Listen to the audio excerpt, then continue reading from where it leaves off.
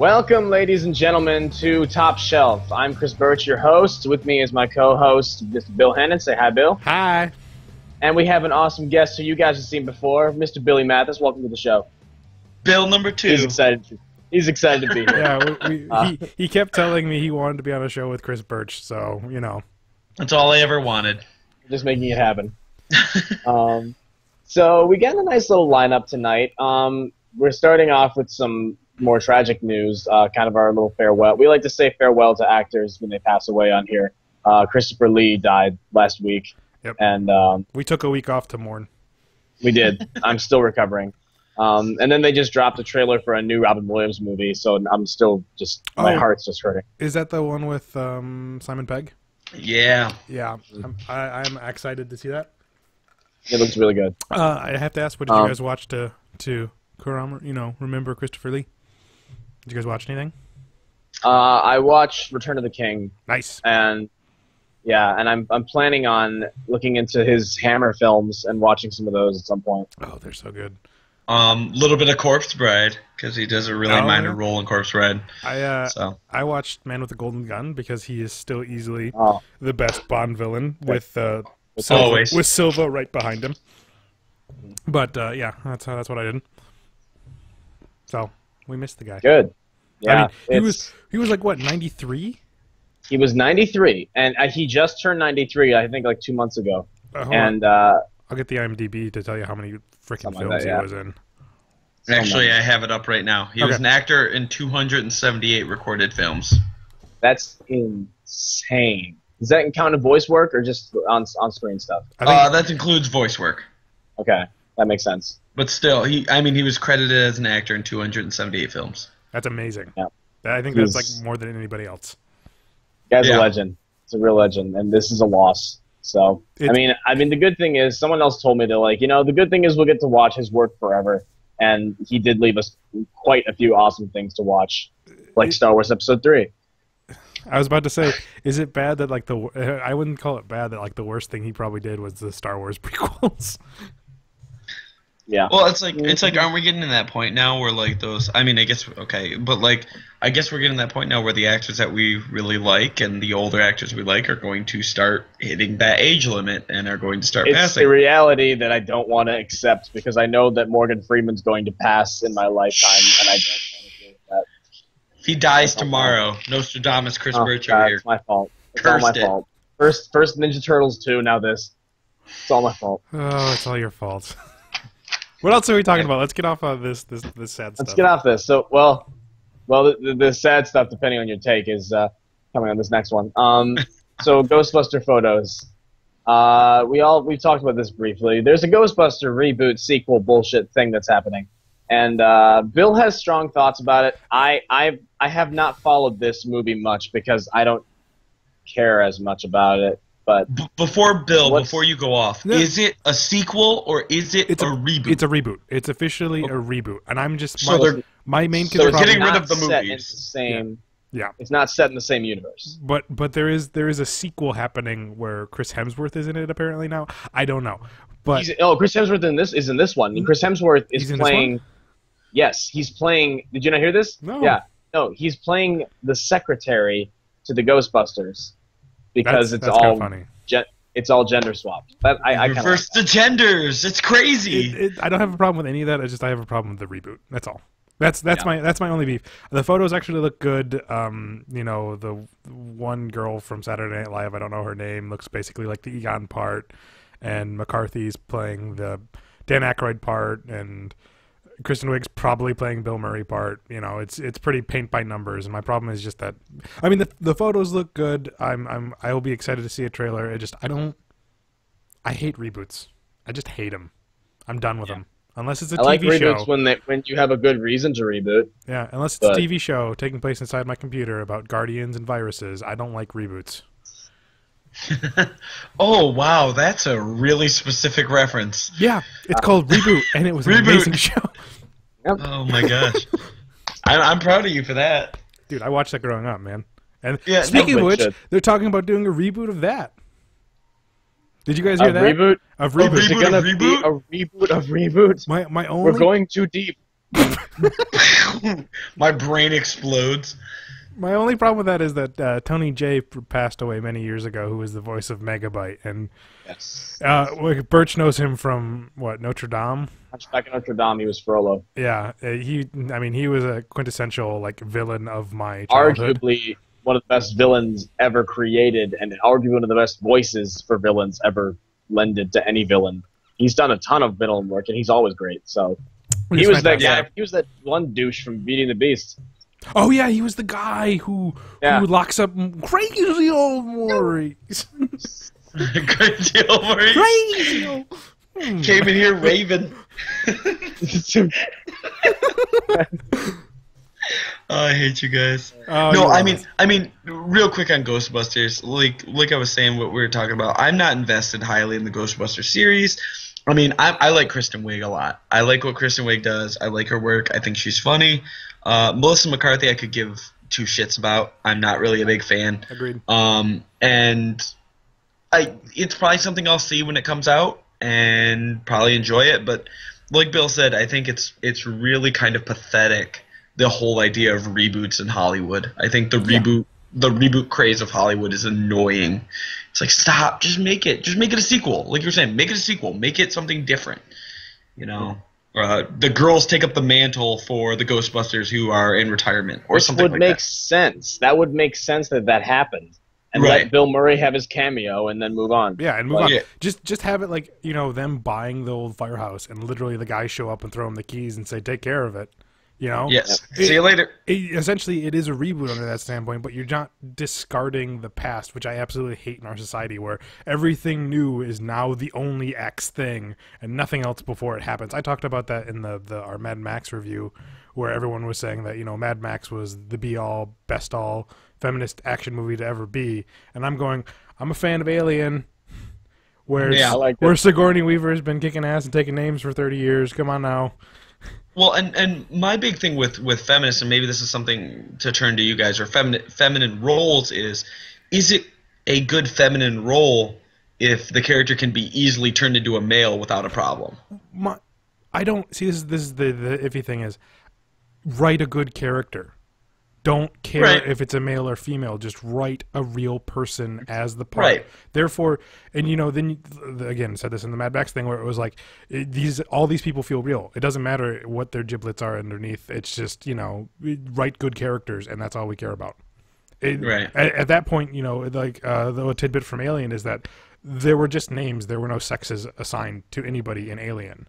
So the writers were like, well, we never thought of Ripley being a girl, but it works. It's fantastic. So just write real people, and if you can interswitch their, you know, sex, it doesn't matter. Just write real good characters, and then you will have great movies. Okay? Yep. That's your tidbit, Hollywood. Thank you. Advice from Bill Henning. It just fixed everything. 1 second. Keep going. No, so I mean, it is what it is. I think that I'm sure it'll be a good movie. I mean, I don't know if you. I mean, I think it'll be fun. It's like I have never seen Ghostbusters 2. I've seen Ghostbusters and I enjoyed it. So I'm curious to see what they do with it. And it's like I like most of the actors that they chose. I wouldn't have minded if Emma Stone took it. I know she was up for it, but she turned it down. Yeah. But yeah. So we'll all see. I mean, I'm one of those people that's really apprehensive to. Yes. I'm super apprehensive to prejudge movies as much as I want to prejudge the hell out of them, you know, because I know when I've been on here with Bill, we've talked a lot about, you know, Suicide Squad and all that stuff, and I'm very judgmental, but I don't want to prejudge movies before I see them. Yeah. Yeah. But I know what they are. I know what this movie is. It's essentially redoing everything that's been done. So it's like, what are we doing? What is the point? Yeah. It's like I said to Billy before we started recording, was basically with films like Mad Max Fury Road, which could be a reboot, but doesn't have to be, because there's 15 years between Mad Max 2 and 3, and things like Jurassic World, where it could be a reboot really, but it's not because it's a sequel. We don't need reboots. Stop doing that. If you use a little creativity, you can just make it a sequel and not piss anybody off, and also build upon a legacy that's already there. Wait, you're expecting Hollywood writers to have creativity instead of just slapping the same thing again on another film and making it? Because there's things out there that give me rays of hope, like Snowpiercer and Ex Machina. Yeah, fucking Ex Machina. Don't even get me started on that. Really beautiful. Such a good movie. Yeah. But no, so like I said, we'll see what it is, and like you said, Bill, I'm really excited to see a trailer. Give me a trailer for it, Yeah. and I'll let you know from there, and maybe we'll re-talk about it when the first trailer comes out. But until then, yeah, it's just upsetting that it's a reboot and it's not just like a sequel or like a spiritual sequel. Yeah. In a way or another. You know. I mean, if it turns out to be like something as simple as, you know, the guys give them the keys to the firehouse when they buy it, I'm gonna call it a sequel. It's not. It's headcanon, you know, reboot. No more. It just goes. Movies, previous movies. See you later. Bye. Here we go. New plot. New characters. Go. So, Birch, you want to dive into our main course tonight? Yes. Oh, hang on first. Oh. Ooh. I have an amendment that I forgot to tell you about. Do we want to talk a quick thing about the little casting that we got for Daredevil season 2? Or did we come with it? I totally forgot about that. Yeah, Shane, guys, we're getting a Punisher, and we're getting a Punisher done right. You know, he wasn't on my short list, but as soon as you posted the information on our little messages, I was like, oh, I could totally see it. He's perfect. What's the actor's name? I don't know. It's Shane from Walking Dead. Bernthal? Shane from Walking Dead, that asshole. yeah, basically. As long as Andrew Lincoln gets a guest spot and just comes in and goes Shane and then leaves, I'm good to go. And then just goes. Just yeah, goes. I love the new logo with the bullets riddling the Daredevil logo. That's awesome. And I was reading an interview with Rosario Dawson, who's going to be apparently a lot bigger of a character in season 2. And she's like, as long as it doesn't force it in there, because though she was a smallish part, I thought she was very appropriate and very core to the plot. I thought she was well utilized. Yeah, and I'd rather have a well utilized small part than a forced big part. That's not towards Rosario Dawson. That's towards anybody in any show. Yep. Yeah, she was saying she's excited for it. She's excited for the Punisher being a big part of it, and I'm certainly excited because that means we're probably going to be getting Elektra, Bullseye, and the Punisher all thrown in together. Did they debunk Jason Statham as Bullseye yet? Yes, Jason Statham is not playing Bullseye. Apparently, the reason, this is a rumor, is that because it got leaked that he was in final talks to play Bullseye, and so they basically, I think his agent asked for more money because people loved it. People exploded all over the internet. Were like, Jason Statham's going to be so good as Bullseye if he gets this role. So I think his agent was like, up the price, Marvel, and Marvel was like, we're cutting the deal. So that's what I heard. But you know what? This John Bernthal is good. I mean, I don't know if you've seen Fury. He was phenomenal in Fury. I'm looking at his IMDb page right now. No, we're not. Wolf of Wall Street. Him. We're just. We're not discrediting him. We're just saying that Jason Statham was supposed to play Bullseye. And right. The internet blew up and we hated it. Is Jason Statham really much better? I guess is my argument. You do know that the Punisher and Bullseye are two different characters, right? Called you out on the internet, bitch. Thank you. No, call me the fuck out. I deserve it. No, that was more of I knew what you were trying to say, and I'm like, no, dude. Yeah. Just imagine how amazing it would be if we had both of them on screen together. Both of them together, right? Fighting each other in like this awesome sniper fight. That would be cool. No, Daredevil, and I did just recently finish Daredevil season 1, so I'm caught up on the world. Yeah. I don't know. I guess the more characters you can add to the universe, the better. But I think that's bullshit. That whole idea of the character leaking and them asking for more money. I hope that's not the case. I hope it was something else. I would like to think so too, because I don't want that to be the reason. And it's like I'm sure we're gonna get someone else if Bullseye's in it. They're gonna find someone else who's just as good. But, yeah. So now to the main events. So this past week was a very special thing for gamers called E3, and it took home a lot. Just grab and bagging. It started off. I don't know. Was the Nintendo World Tournament a part of E3 officially? No. I think, was it not?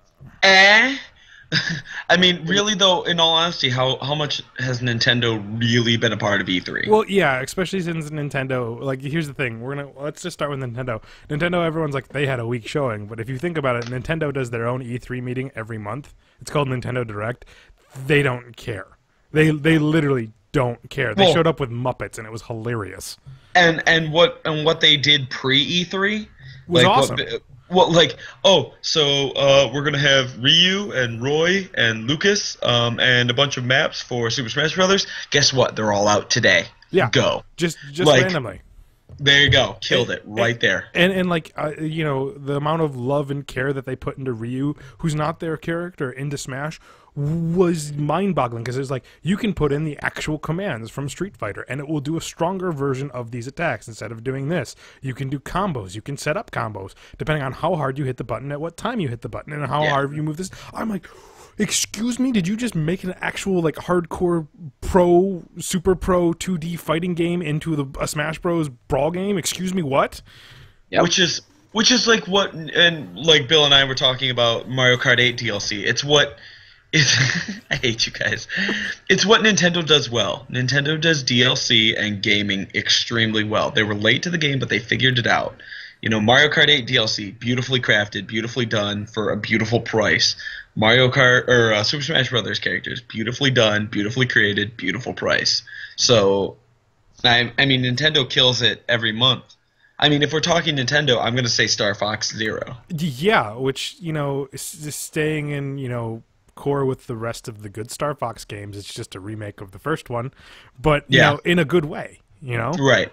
And their fan service on that bullshit trailer when the screen goes black and you hear, do a barrel roll, and I'm like, I was so pissed. I was so fucking pissed.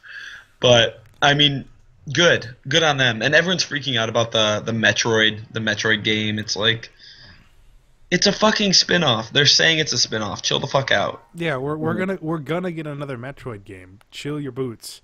You know, you have to think about what happened to Metroid. Like, you know, we had the Prime series, which was amazing, and then Other M was widely panned for terrible story and voice acting. And when Nintendo gets bit by a third company, they take that asset and they hold it really, really close, because it's like their kids, you know.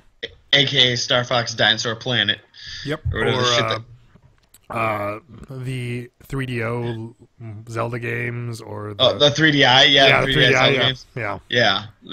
Well, and then what we saw, speaking of Zelda, we saw 2 Zelda games. Yeah. We saw the Hyrule Warriors spin-off for 3DS, and then we saw the kind of Four Swords-esque Tri Fighters or whatever that is. They cut the pink. They cut the purple Link from Four Swords, and I'm calling bullshit. Yeah, I just made a 3-character one, which it looks fun. I mean, the game looks fun, but I that's a game that I don't have 3 people around me to play all the time, so I'm probably not going to get it. Yeah. Sorry. Let's have Birch talk about something that he's excited about. Oh God, here he goes. I can see him. I can see his eyes. I'm gonna be chill, man. It's cool. I'm gonna be chill.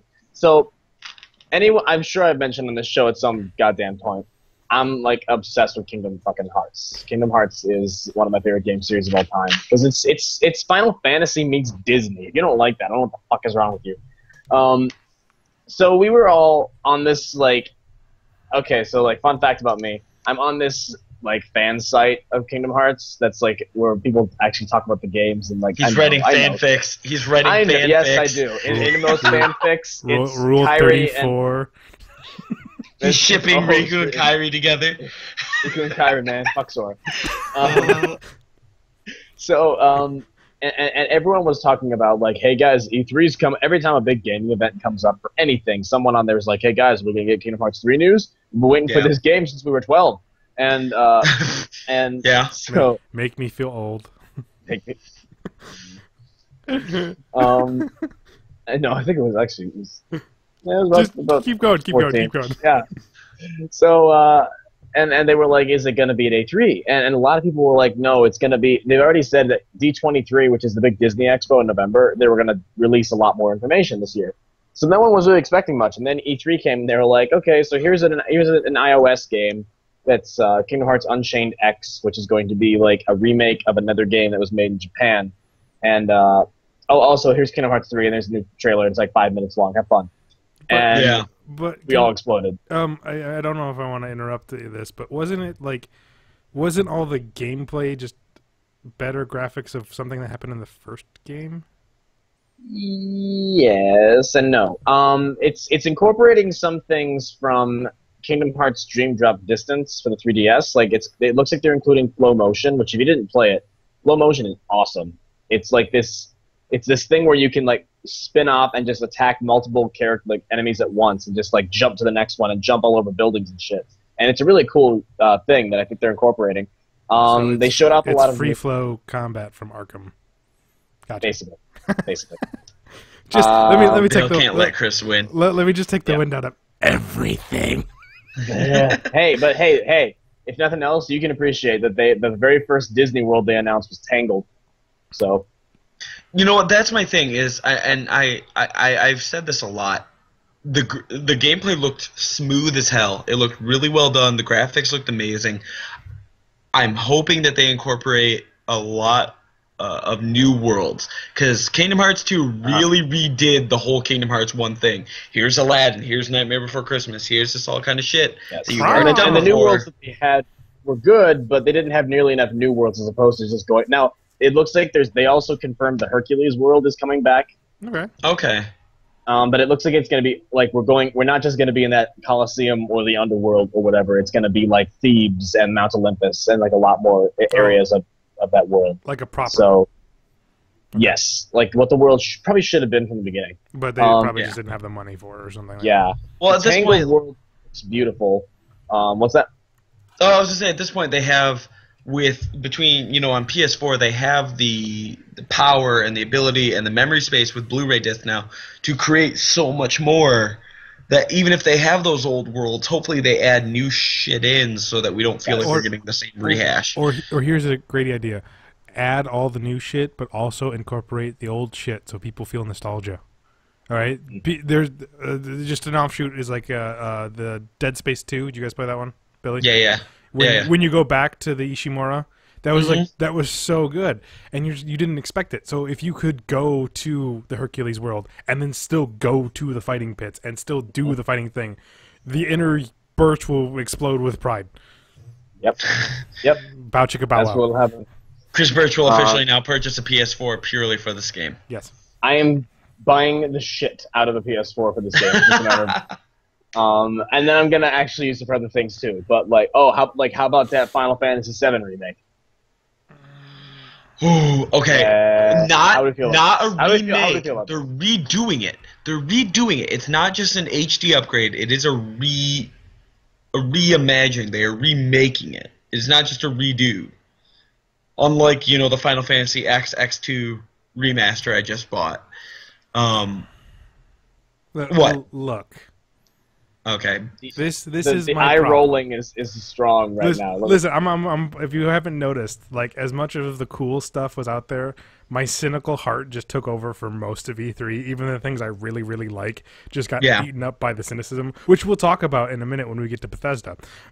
It's the fact that it's just you hear these things and it's like Final Fantasy VII and like there's enough fanboy people out there that say Final Fantasy VII is amazing, and my problem is that it looks just like Advent Children, which honestly ruined the Final Fantasy VII world for me, because Advent Children was a terrible movie. It was just, I have that on DVD. I'm so sorry. I tried so hard to like that movie, and I couldn't do it. You know what it made me do? It made me go out and buy The Spirits Within. Okay. And I actually like Spirits Within because of Advent Children. And plus Steve Buscemi's in that movie. It's over on my wall. I'm telling you right now. I can go get it. I love. I'll go grab my copy of Advent Children. We'll fight to the death. It just looks like I'm worried about this because so many people love 7 that if they do anything, it's just gonna get a big backlash, and then we're never gonna get any kind of love like that again. And not to mention, I'm just not a fan of a lot of fan service love because a bad taste in my mouth from previous experiences, such as Twilight Princess for Legend of Zelda. It was like a huge fan service wank, and it was honestly my least favorite Zelda game because it felt like Ocarina of Time meets Link to the Past because everyone was freaking out over how kiddie Wind Waker look, and I'm like, I loved Wind Waker. What's wrong with you people? Wind Waker's phenomenal. Yes. But to take it a I step thought further, that was the generally accepted opinion was that Wind Waker was phenomenal. No, I thought most everyone people, thought when that. it came out, people were freaking out because of the tune. he's got a big head and Yeah. cartoon eyes, and Because the first like demo we saw was like a pre-rendered cutscene of like adult Link fighting adult Ganon, and everyone's like yes, and then the next thing you know, 2 years later, it looks like this, and everyone freaked out. So then like Twilight Princess was like, everyone likes Ocarina of Time, so we'll do the Ocarina of Time world, and then we'll add this little thing like that's kind of like Link to the Past with a Shadow World, and it's just fucking boring. yeah. Well, and I think, Bill, to take it a step further than the just fan service bullshit remake of Final Fantasy VII, I think it's this really disgusting trend of HDing every game now. Yeah. What have we got? We've got God of War, we've got Uncharted, Last of Us, Final Fantasy X, X2, and I'm just saying Wind Waker HD, which at least Wind Waker HD made drastic improvements to the gameplay. But like, you know, things like also like how many times have they remade Kingdom Hearts games to put them on the same system? 3 or 4 times. Speaking of that, you know how they just dropped all the remixes so that you can play all the games on the PS3. Yeah. They're apparently going to do that again. Now they're just going to be for the PS4. Yeah, like So- like Xbox is like finally you can play your 360 games on your Xbox One, and I'm like, and then the most disgusting one is a game that from my childhood that I love completely was the Grim Fandango. The remastered HD didn't HD anything. All it did was patch the game that you could freely find on the internet if you owned the own game to slow your processing speed down to fix a puzzle. They did nothing else. They didn't change controls. They didn't update graphics. They didn't do anything other than patch it to work on modern games. Yeah. Well, and that's the thing. I'm getting sickened. Yeah, I'm getting sickened of the HD trend. Though the only thing I'm kind of okay with the HD trend is that I went from a 360 to a PS4. So like my ability to play The Last of Us is because unfortunately the PS4 is not backwards compatible, and what I was reading today on IGN is they don't plan on making it backwards compatible because that makes PlayStation Now useless, their Now system. But so like playing Last of Us, the Last of Us remastered was great for me because I never played The Last of Us. But it still just seems like a cheap cop-out to just remake and slap on a new texture and say $50, please. Here you go. Yeah. Thank you. That's the disgusting thing about this is how many remakes, and that I think again I'm being way too cynical about it, and we'll probably get bitched out on our comments if anybody actually watches this, but I just don't care about Final Fantasy VII. I just don't care about this remake. I never played it. The first and only Final Fantasy game I ever played was 10. And I love 10. I love 10, even with its bad voice acting. I love that game. Ha ha ha ha. Yeah, no, I love it. And maybe it's because I have a nostalgia boner for it, but whatever. My first one was 9, but then I went back and played everything else. Right. And honestly, 6 was better than 7. I heard 8. I've always heard 8's better than 7. So some people say that. I don't. It's like what did I say? It's like your first whatever is your favorite. It always is. Yeah, it's nostalgia. That's why 10's my favorite, because it's the first I ever played. Yep, I was among 2.9, and it was my favorite. Yep. So, do you want to keep talking about Sony, I guess, since we're on the Sony train right now? What else did Sony have? Sony had... no, this one's big to me. This one's big to me, okay? We're going to pump the brakes. I didn't know this was kickstarted. And now Shenmue 3? Shenmue 3. Shenmue 3? Yeah. Shenmue is something like most people don't know about, but it was on the Dreamcast, and I actually owned it. And I owned it too. I was a little kid, and you know when you're little, like if you watch like a movie that's like critically acclaimed and you just don't get it, but you know it's good. That's what Shenmue was for me. Like, and then you come back and play it as an adult, and you're like, this game is phenomenal. Yeah, it's so good. Like I was like, okay, I don't quite understand what the hell I'm doing in this game. It's kind of boring, but I understand that it's important. I come back and it's like it did an open world city before Grand Theft Auto. It did like combat engine, a really good combat engine. Yeah, and it just did all these things before anyone else, and we never got Shenmue 2. And I was like, oh, that's too bad. But you could find ways to play Shenmue 2. And then all of a sudden... Well, and they released it on the Xbox. Did they? Yeah, they did like a re-release on the Xbox 360, but it was really rare. It was hard to find. Yeah, and then suddenly Sony's like, by the way, Shenmue 3's doing a Kickstarter. And then like after the thing, they said, by the way, we're funding Shenmue And 3. they're also deving it now. They're also helping dev it. So The thing is, like, Shenmue 3 had like all of its core work done years ago, like artwork, story, like script. All of it was done. They just needed the money to do it. So really, they just need to fill in all the rest of the stuff, and the game could be out within the next what? Do they have a release date? Year probably. Window? I don't know, but like no asked, release date as of now. But it met its funding within 8 hours. Yeah, they asked for $2 million, and I believe $2 million was the same amount that they asked for Skullgirls when the developers made that. Yeah. So think about that. They're gonna make a fully 3D, wide open game, fully voice acted for the same amount that some guy made. Like no discredit towards Skullgirls. It's a fantastic game, but the same price for that. That's how much pre-work was done on this game. Mm. Yeah. So that's more exciting to me than a Final Fantasy VII remake. Most people don't realize that we've been waiting longer for Shenmue 3 than we did for Final Fantasy VII. So also another game we'll talk about from Bethesda coming back. We've waited longer for than Final Fantasy VII. Oh yeah. Yeah. Well, let's wrap up Sony real quick. Yeah. Horizon's Year Zero looks phenomenal. I don't know if you saw that one. Is that the one with the girl fighting like the robot dinosaurs? Yes. That looks awesome. You mean the wildling from Game of Thrones? Yeah, other than she can't shut up. Yeah, she can't shut up, but I mean that's also tech demos kind of stuff. They want to kind of show that shit off and let her talk it out. Yeah. That game looks phenomenal. Uncharted 4 looks beautiful. Yep. I've never played an Uncharted game before, but the game looks beautiful. There's also the HD collection coming out for that, so you can invest in that. All 3. But that's 3 games in one. I'm not going to complain. No. Uncharted 4 looks phenomenal. I mean, I don't have a lot to say about them per se, but it looks good, and really it's pretty straightforward. If you know what Uncharted is, it looks like you're getting more of that, but bigger and better. Right. And then, Birch, do you want to bring anything up on this? Otherwise, we're just gonna rip something apart.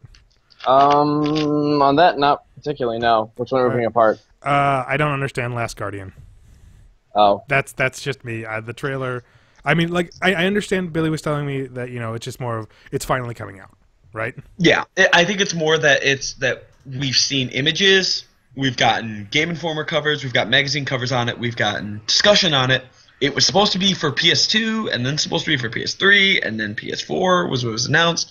So at least to just see something at this point is better than nothing. And I think after following such good games like Shadow of the Colossus is in my top 5 games of all time. It's an imaginative, beautiful game. So I think to see that follow up is something important. But the trailer was like a boring platformer to me. Honestly, it just and I agree with you. I wasn't watching it, and I wasn't like, yeah, this looks like the greatest game ever. But like, I was just excited to see it in action. In all honesty, you know what this is? This is the console version of Duke Nukem Forever. Yeah, it's not gonna be good. Okay, it's not gonna be good. I own Duke Nukem Forever. It's over there. Well, if it's not good, at least I think the game looked really good. Yeah. I think the Guardian or whatever that thing is looked good. I think the design on it, I think there's some good ideas in there.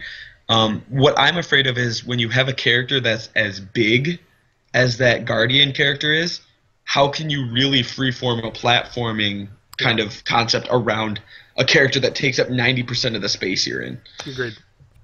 So we'll leave that to the reviews and what people talk about. What do you want to do? Square Enix, Microsoft, Bethesda. I think that was. Can we talk about my boy? Oh, and Ubisoft. Can we talk about my boy? Who's your boy? My boy Kojima over there. Oh yeah, we can. You got a problem with that? Making what very well may be his last Metal Gear Solid trailer ever. If you really think about that. It was gorgeous. It was beautiful. And it almost forgives me for him charging $40 for a fucking 2-hour demo. Yeah, but I still play that game to this day. Almost. Because I was high with fucking robber. Like the focus on that trailer, which I think is really cool, is it's the idea of language, right? Like it talks about if you wanna kill someone, you don't kill the person, you take their tongue. Like, and that whole idea of that symbolic nature of Kojima, work. Kojima games are not just games; they're symbolic of a lot of things. Yeah. Symbolic. Symbolala. That trailer was gorgeously put together, and it does make me really upset that that might be his last trailer, edited by Kojima.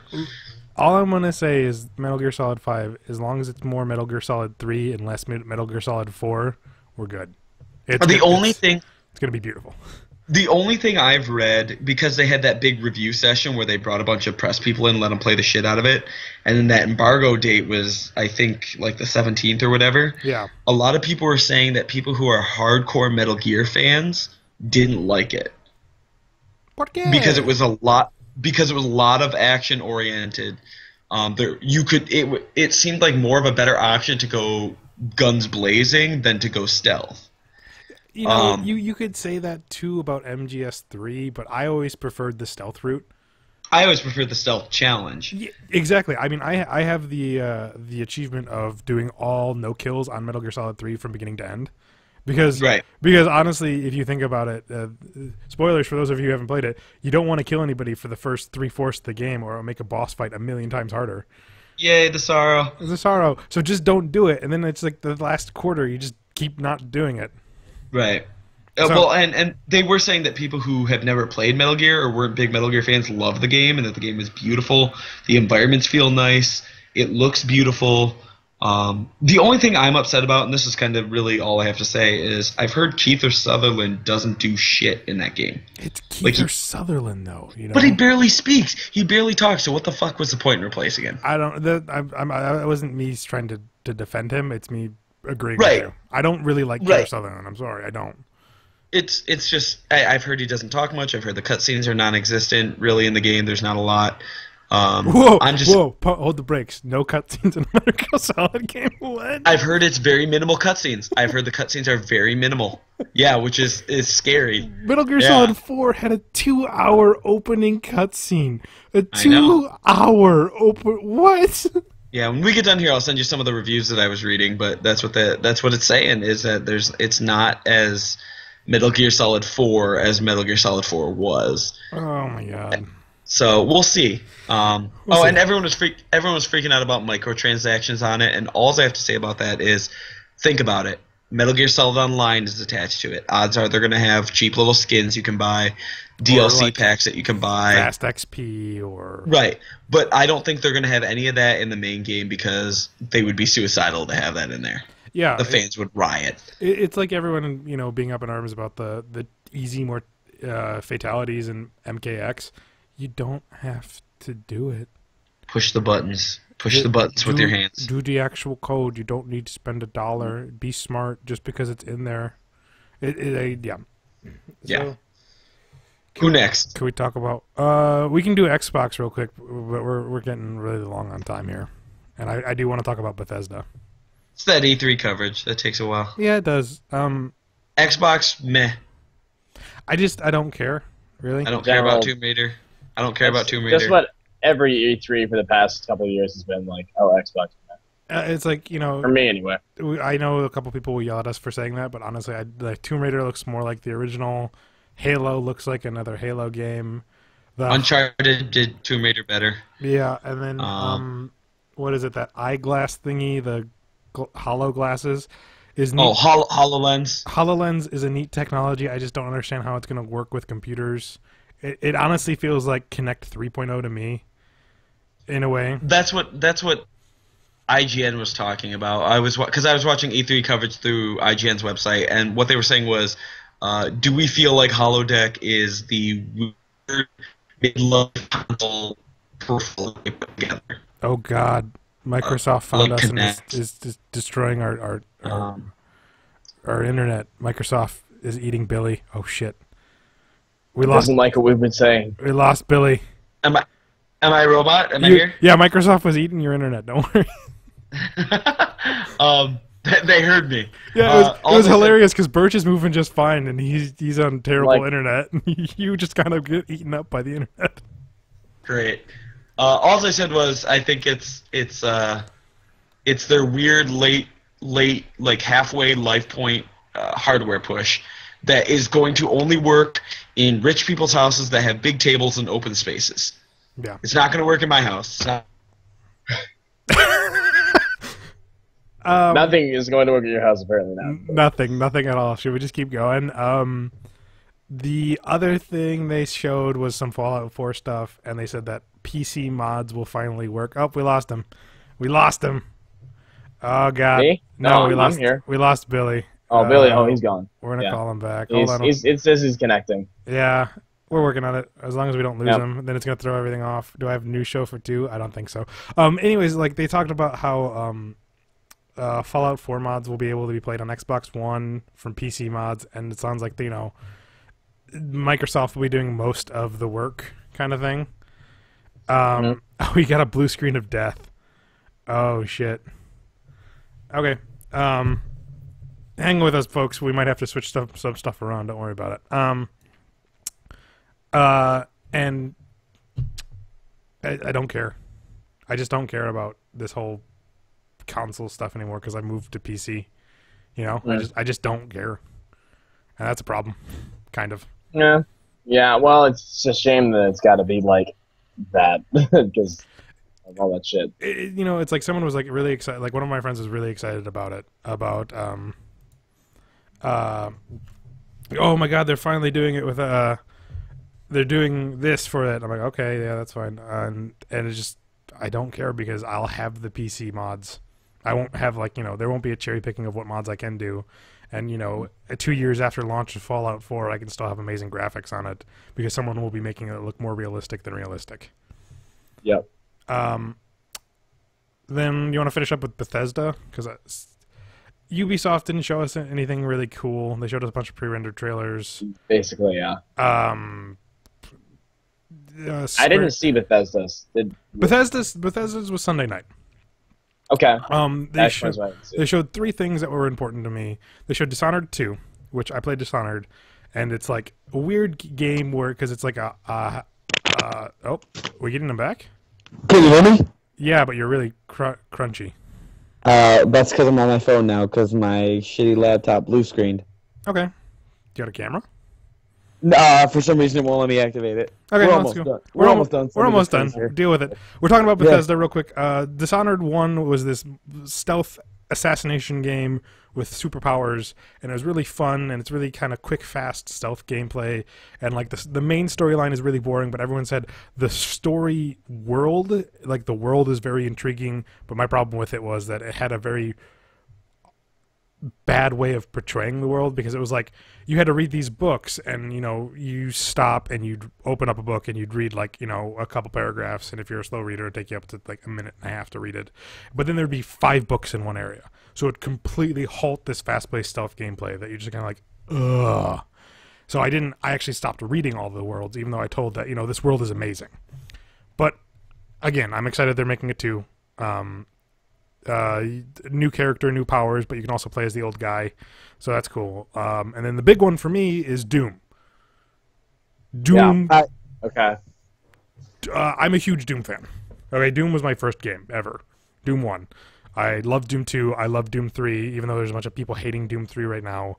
I'm just not going to go into that. But this new Doom, awesome. Other than the video they showed us looked like gameplay, but parts of it didn't.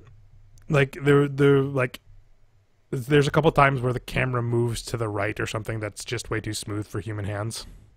That makes me think that's again me being cynical, going, no, that's possibly pre-rendered, but I like it. It's gory, it's bloody.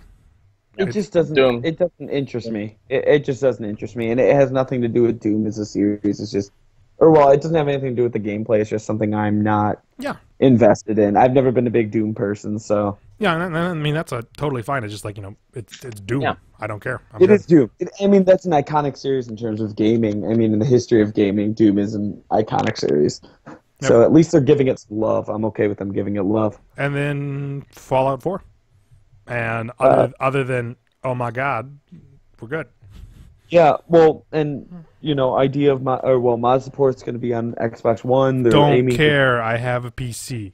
Well, and they're aiming for PS4 mod support, but here's the thing. Like, I have a PC. Okay, PC Master Race, chill out for a sec. Don't care, console peasant.